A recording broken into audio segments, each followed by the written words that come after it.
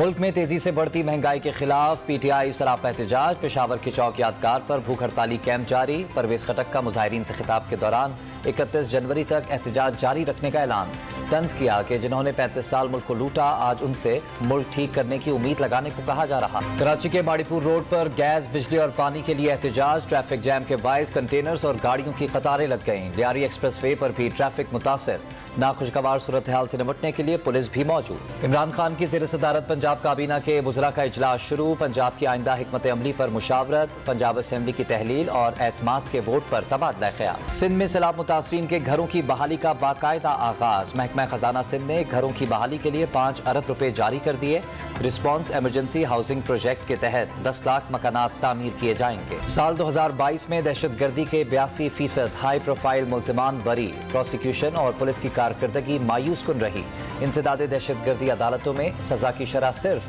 18% رہی۔ اور سابق بیوروکریٹ شعیب صدیق کو چیف انفارمیشن کمشنر تعینات کرنے کی تجویز، وزارت اطلاعات نے اسمبلی وزیر اعظم کو بھیج دی، گریڈ 22 کے 3 سابق افسران نظر انداز، تعیناتی سندھ کی اتحادی جماعت کی سفارش پر کی جا رہی ہے ذرائع کا دعویٰ۔